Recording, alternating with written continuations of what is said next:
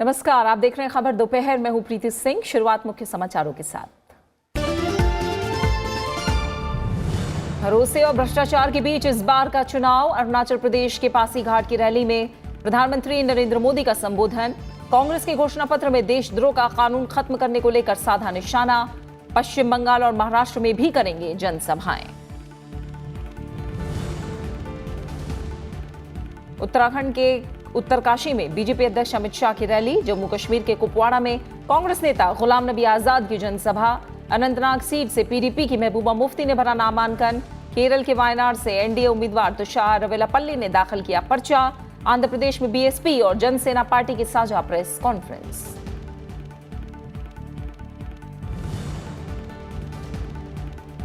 देश की आर्थिक वृद्धि दर में तेजी का अनुमान। आर्थिक विकास दर बढ़कर 2019 में 7.2 और 2020 में 7.3% तक पहुंचने की उम्मीद। एशियाई विकास बैंक की रिपोर्ट में खुलासा। उपराष्ट्रपति ने ऑनलाइन शिक्षा को बताया शिक्षा प्रसार का सबसे कारगर माध्यम। इग्नू के 32वें दीक्षांत समारोह में संबोधन। कहा, इंटरनेट के जरिए शिक्षा दर को बढ़ाने में मिलेगी मदद। देश भर के 2 लाख छात्रों को दी गई डिग्रियां और डिप्लोमा।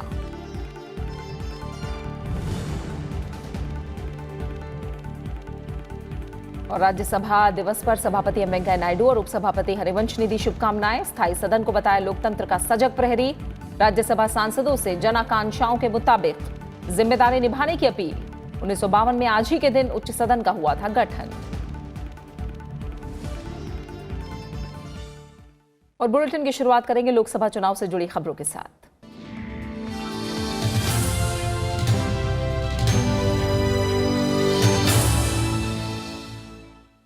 लोकसभा चुनाव के चौथे चरण के लिए नामांकन प्रक्रिया शुरू होने के साथ ही चुनावी सरगर्मियां और तेज हो गई हैं। आम चुनाव के पहले और दूसरे चरण के लिए प्रचार भी तेज हो गया है।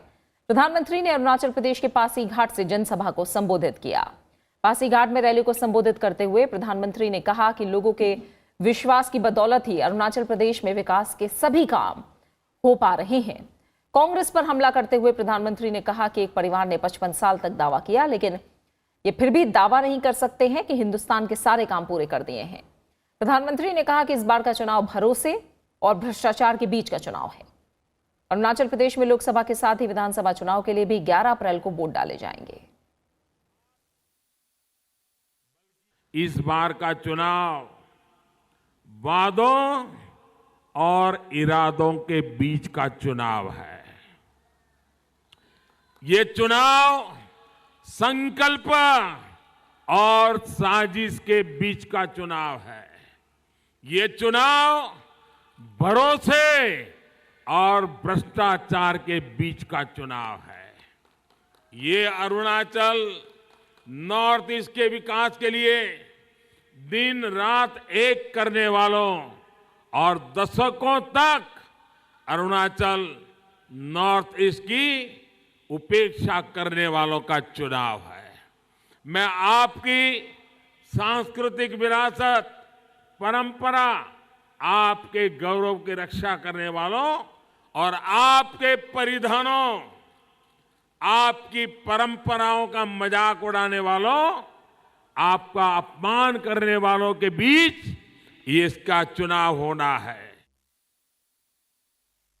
प्रधानमंत्री नरेंद्र मोदी आज पश्चिम बंगाल और महाराष्ट्र में भी चुनाव प्रचार करेंगे। पश्चिम बंगाल में प्रधानमंत्री नरेंद्र मोदी आज प्रचार अभियान की शुरुआत करेंगे। प्रधानमंत्री आज सिलीगुड़ी में रैली के अलावा कोलकाता के ब्रिगेड ग्राउंड में भी जनसभा को संबोधित करेंगे। राजनीतिक रूप से संवेदनशील राज्य पश्चिम बंगाल में लोकसभा की 42 सीटें हैं, जो उत्तर प्रदेश और महाराष्ट्र के बाद सबसे ज्यादा हैं। पश्चिम बंगाल में पिछले साल हुए पंचायत चुनाव और कुछ उपचुनाव में अपने प्रदर्शन को देखते हुए बीजेपी इस बार राज्य में बेहतरीन प्रदर्शन की उम्मीद कर रही है। पश्चिम बंगाल में 7 चरणों में चुनाव होने हैं।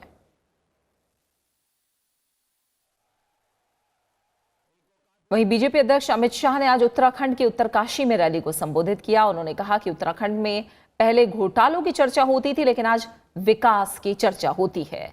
उन्होंने कहा कि NH-74 के घोटाले को कठोरता के साथ मोदी जी ने उजागर करके कार्रवाई करने का काम किया। बीजेपी अध्यक्ष ने कहा कि 2014 में प्रधानमंत्री नरेंद्र मोदी ने सरकार बनते ही यहां ऑल वेदर रोड बनाने का निर्णय लिया, जो उत्तराखंड की भाग्य रेखा बनने वाला है। बीजेपी अध्यक्ष आज जम्मू कश्मीर में भी जनसभाओं को संबोधित करेंगे। अमित शाह ने कांग्रेस मैनिफेस्टो में देशद्रोह की धारा हटाने को लेकर भी निशाना साधा। उन्होंने कहा कि कांग्रेस वोट बैंक की राजनीति के लिए देश की सुरक्षा से खिलवाड़ कर रही है। उत्तराखंड के बाद वो जम्मू कश्मीर के उधमपुर और राजौरी जिले में 2 रैलियों को संबोधित करेंगे। ये हमारा उत्तराखंड, इसके साथ भारतीय जनता पार्टी का गहरा रिश्ता है। उत्तराखंड की रचना के लिए अगर कोई एक राजनीतिक दल ने संघर्ष किया, उत्तराखंड के निवासियों के साथ रहा, तो वो भारतीय जनता पार्टी रही और कोई नहीं रहा। यहां सरकारें ढीली ढाली बनी, कांग्रेस की बनी, अस्थिर टाइप की बनी।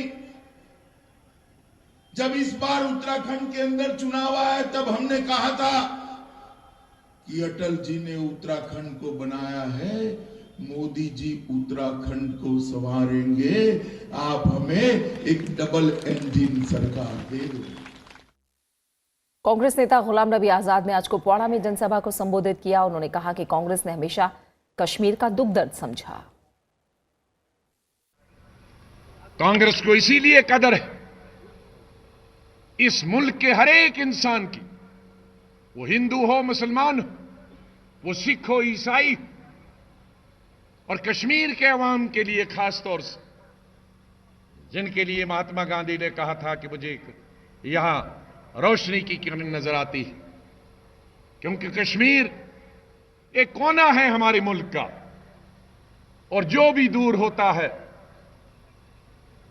वो हमेशा हमेशा समझता है कि शायद मुझ पर नजर है कि नहीं। यही वजह थी कि कांग्रेस हमेशा आप पर नजर रखती थी, आपके दुख और दर्द को समझती थी। और कांग्रेस के घोषणा पत्र को लेकर बीजेपी ने एक बार फिर से हमला बोला है। रक्षा मंत्री निर्मला सीतारमण ने आफ्सपा को लेकर कहा कि कांग्रेस के घोषणा पत्र में जो आफ्सा कानून की समीक्षा की बात कही गई है, ये सुरक्षा बलों के मनोबल को तोड़ेगा। कानून इसका अमेंडमेंट करो, इसका नतीजा I feel will be several times terrorist friendly people can also claim every such arrest that it was accompanied by sexual harassment or torture.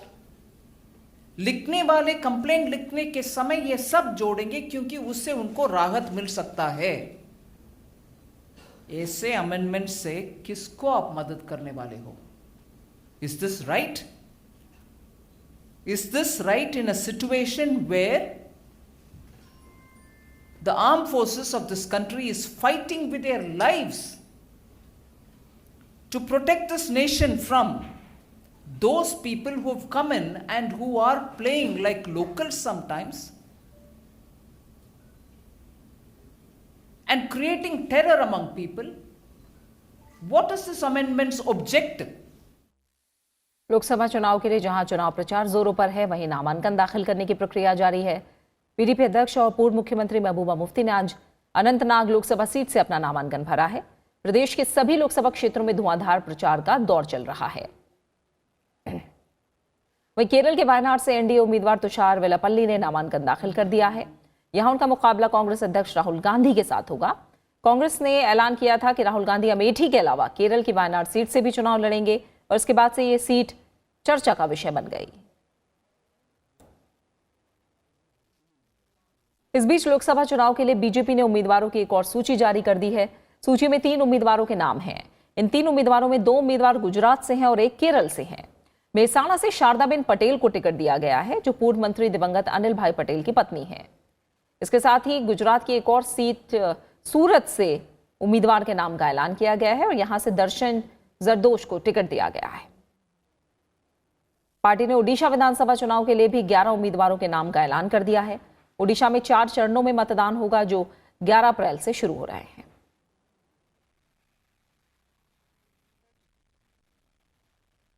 Congress ने लोकसभा चुनाव के लिए कल 20 और सीटों पर उम्मीदवारों के नाम घोषित किए।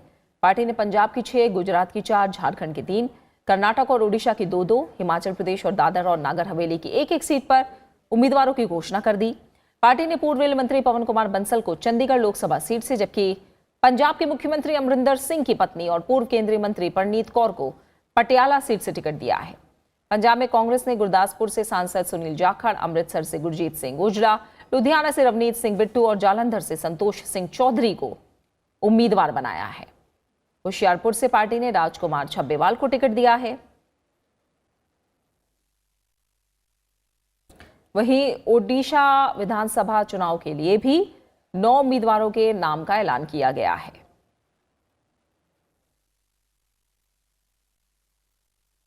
और अब बात चुनाव स्पेशल की। लोक जनशक्ति पार्टी के अध्यक्ष और केंद्रीय मंत्री रामविलास पासवान ने बिहार की सभी 40 सीटों पर एनडीए की जीत का दावा किया है। उन्होंने कहा कि कुल मिलाकर गठबंधन को 2014 के लोकसभा चुनाव की तुलना में इस बार ज्यादा सीटें मिलेंगी। उन्होंने कहा कि एनडीए के सामने गठबंधन चुनौती नहीं है। हमारे संवाददाता अखिलेश सुमन ने रामविलास पासवान से खास बात की।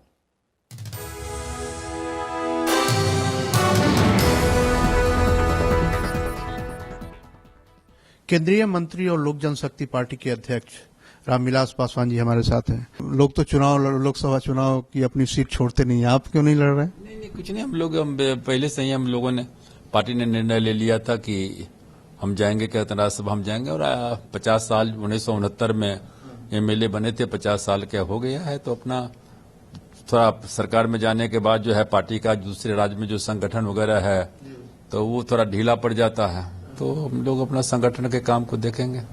तो ये जो आपके सामने एक जो महागठबंधन है, आरजेडी, कांग्रेस और इसके अलावा अन्य जो 2-3 पार्टियां हैं, उसके सामने आप लोगों की एनडीए में इस बार क्या स्थिति रहेगी? अभी तो बना ही नहीं, उनका कहाँ है अभी तो सीट। वो तो गठबंधन ही नहीं है, तो महागठबंधन क्या हो, कहाँ बन गया है? वहाँ क्या कहते हैं कि वो जो दोनों क्या कहते हैं कि जो तेजस्वी है और तेज प्रताप है, वहाँ अपने लट्ठम लट्ठी हो रहा है, तो कहाँ बन गया है? जो सीट का बंटवारा, अभी तो पूरा सीट का बंटवारा नहीं हुआ है, बहुत सीट खाली ही है। फिर कांग्रेस के साथ में कहीं है, कहीं सीपीआई के साथ में है, कहीं क्या कहते हैं कि दोनों भाई में है, तो इसलिए जो है वहाँ कोई चैलेंज ही नहीं है। एनडीए के सामने में जो है कोई गठबंधन का चैलेंज ही नहीं है। हम लोग 40 में 40 सीट जीतेंगे।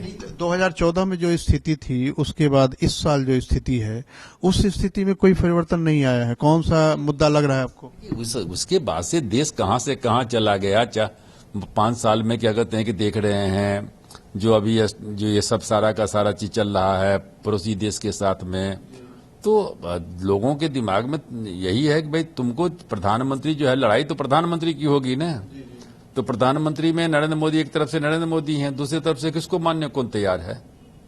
राहुल गांधी कोई मानने को तैयार ही नहीं है। कोई मजबूत सिंगल पार्टी की सरकार होती है तो 5 साल चलती है, नई सरकार होती है सिंगल पार्टी का तो 3 महीना 6 महीना चलती है।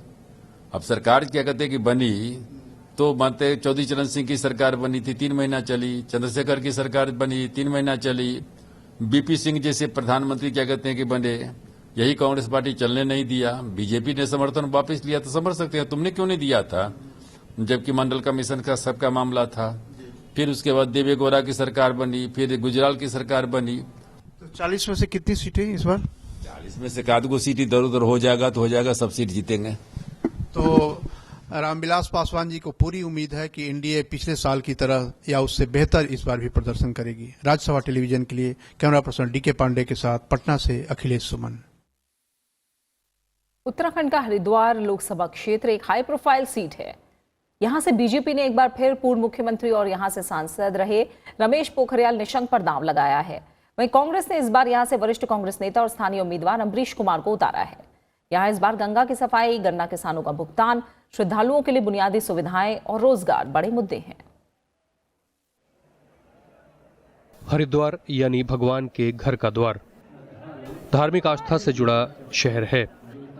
इस लोकसभा सीट का उत्तराखंड की राजनीति में अपना खासा दबदबा रहता है। उत्तराखंड के पूर्व मुख्यमंत्री और इस सीट से सांसद रमेश पोखरियाल निशंक एक बार फिर मैदान में हैं। बीजेपी का कहना है कि केंद्र और राज्य की बीजेपी सरकार के विकास कार्यों के दम पर पार्टी फिर जीत दर्ज करेगी। मुझे पूरा विश्वास है जिस प्रकार हमारे त्रिवेंद्र रावत जी की ईमानदार सरकार ने प्रदेश के अंदर काम किया है, आप ताजुब करेंगे। हमने केवल पीडब्ल्यूडी में रीएस्टिमेट कराकर 150 करोड़ रुपए की बचत की है। हमने पलायन आयोग बनाया पहली बार, उसने स्टडी की और उस स्टडी पर हम रिसर्च कर रहे हैं, पूरी तरह उस पर अध्ययन कर रहे हैं कि कैसे पलायन को रोका जा सकता है। हरिद्वार लोकसभा क्षेत्र का विस्तार देहरादून और हरिद्वार जिले में है। हरिद्वार लोकसभा सीट में कुल 14 विधानसभाएं हैं। अभी 14 विधानसभा सीटों में से 11 पर बीजेपी का कब्जा है। इसमें राज्य के मुख्यमंत्री त्रिवेंद्र सिंह रावत और विधानसभा अध्यक्ष प्रेमचंद अग्रवाल की विधानसभा सीटें शामिल हैं। ऐसे में इन सभी की भी प्रतिष्ठा इस सीट से जुड़ी हुई है। उधर कांग्रेस का दावा है कि राष्ट्रीय मुद्दे यहां उसे जीत दिलाएंगे। संविधान को तोड़ने की बात है, इसका मुद्दा है। अभिव्यक्ति की स्वतंत्रता खत्म की जा रही है, इसका मुद्दा है। हमारे व्यापारियों का मुद्दा है, जीएसटी के नाम पर जिस प्रकार उनका उत्पीड़न हुआ, और इस क्षेत्र के सम्मान और स्वाभिमान का मुद्दा है। गंगा की सफाई, गन्ना किसानों के भुगतान, श्रद्धालुओं के लिए बुनियादी सुविधाएं, रोजगार अहम मुद्दे हैं। वहीं जातीय समीकरण भी बड़ा फैक्टर साबित हो सकता है। यहाँ पर जो समस्याएं हैं, यात्रियों की जो सुविधाएं हैं, जो प्राथमिक सुविधाएं होनी चाहिए, वो यहाँ पर नहीं है। ट्रैवल एजेंट्स हैं, अब उनकी समस्या रहती है कि यहाँ जो ट्रैवल यात्रा की शुरुआत होती है, 4 धाम यात्रा की, तो वो शुरुआत होती है ऋषिकेश से। और एक और जो बात, नमामि गंगे योजना चली सरकार की, तो उसके बाद लोगों का ध्यान गंगा की तरफ गया है। जो हरिद्वार जिला है उसमें एक तो समस्या है गन्ना की। गन्ना यहाँ पर अच्छी मात्रा में पैदा होता है, लेकिन उनका किसानों का पूरा जो भुगतान होना चाहिए उनको समस्या है, और इस नाते उनका कहीं ना कहीं विरोध रहता है। लेकिन कैडर वोट अगर बसपा का चला जाता है और अल्पसंख्यक वोट उधर चला जाता है और सैनी वोट प्रतिबद्ध होकर अगर उधर चले जाते हैं, तो निश्चित रूप से बसपा बहुत बड़ा फैक्टर हो सकता है। 2014 में उत्तराखंड के पूर्व मुख्यमंत्री रमेश पोखरियाल निशंक को बीजेपी ने मैदान में उतारा था। उन्होंने कांग्रेस नेता हरीश रावत की पत्नी रेणुका रावत को शिकस्त दी थी। कांग्रेस ने इस बार स्थानीय उम्मीदवार को उतारकर बड़ा दांव खेला है। वहीं रमेश पोखरियाल निशंक पर 2014 वाला परिणाम दोहराने की चुनौती होगी। रविंद्र सिंह शोराण, राज्यसभा टीवी।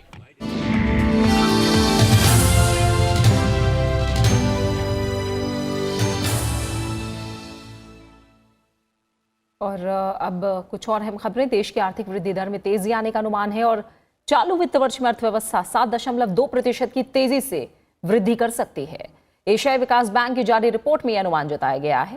रिपोर्ट में कहा गया है कि नीतिगत दर में कटौती और किसानों को सरकार से आय समर्थन मिलने के कारण घरेलू मांग में तेजी आएगी, जिससे देश की आर्थिक वृद्धि दर बढ़कर 2019 में 7.20% और 2020 में 7.3% पर पहुंच जाएगी।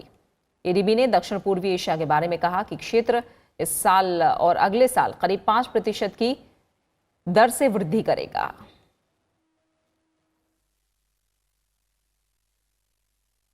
दुनिया की सबसे एडवांस मानी जाने वाली एंटी सबमरीन हेलीकॉप्टर से जल्द भारतीय नौसेना लैस होगी। अमेरिका ने 24 मल्टी रोल MS-60 रोमियो सी हॉक हेलीकॉप्टर की बिक्री को मंजूरी दे दी है। करीब 2.4 बिलियन अमेरिकी डॉलर इसकी अनुमानित कीमत होगी। भारत को पिछले 1 दशक से इस खास हेलीकॉप्टर की जरूरत थी। एंटी सबमरीन हेलीकॉप्टर को जहाज, युद्धपोत और विमान वाहक पोत से ऑपरेट किया जा सकता है। रोमियो अमेरिका का सबसे एडवांस एंटी सबमरीन हेलीकॉप्टर है। पनडुब्बियों पर इसका निशाना अचूक होता है। हिंद महासागर क्षेत्र में चीन के रवैये को देखते हुए भारतीय नेवी को इसकी जरूरत है। मौजूदा समय में अमेरिकी नेवी के बेड़े में शामिल है। MS-60 रोमियो सी हॉक हेलीकॉप्टर की गणना अत्याधुनिक हेलीकॉप्टर में की जाती है।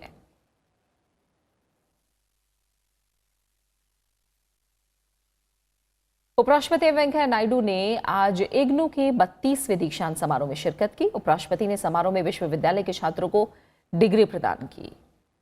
उपराष्ट्रपति ने इस मौके पर कहा कि ऑनलाइन शिक्षा प्रसार का सबसे कारगर माध्यम है। देश के हर कोने में शिक्षा से वंचित लोगों तक इंटरनेट के माध्यम से शिक्षा का प्रकाश फैलाया जा सकता है। इससे शिक्षा दर को बढ़ाने में बहुत सहायता मिलेगी। उन्होंने कहा कि इग्नू ने भारतीय सेना, नौसेना और असम राइफल्स जैसे सुरक्षा बलों के लिए अलग से 11 क्षेत्रीय केंद्र स्थापित किए हैं। सुरक्षा बलों की कठिन जिम्मेदारियों और विषम परिस्थितियों को देखते हुए उपराष्ट्रपति ने उनके प्रयास की सराहना की। गत वर्षों में यह विश्वविद्यालय उन वर्गों तक शिक्षा पहुंचने में सफल रहा है जो अन्यथा शिक्षा की रोशनी से महरूम थे। वे लोग भी शिक्षा प्राप्त कर सके। जो शिक्षा संस्थाओं में नियमित पढ़ाई कर सकने में असमर्थ थे, अपने विद्या और विद्यार्थी के बीच की दूरी मिटाकर सचमुच समाज की सेवा की है। अपने संचार की आधुनिक तकनीक का प्रयोग शिक्षा को सुदूर क्षेत्रों में प्रसारित करने में बखूबी किया है। अपने पाठ्य सामग्री को दृश्य, श्रव्य, ऑनलाइन तथा सुरुचिपूर्ण ढंग से प्रकाशित पुस्तकों के रूप में उपलब्ध कराया। इसके बाद उपराष्ट्रपति आज ग्रेट टेक 2019 के उद्घाटन समारोह में भी शामिल हुए। उपराष्ट्रपति ने कहा कि अंतर्राष्ट्रीय कॉन्फ्रेंस और प्रदर्शनी विद्युत क्षेत्र के विशेषज्ञों और अनुसंधानकर्ताओं को विद्युत क्षेत्र के समक्ष चुनौतियों के पर्यावरण सम्मत समाधान खोजने का अवसर देगी।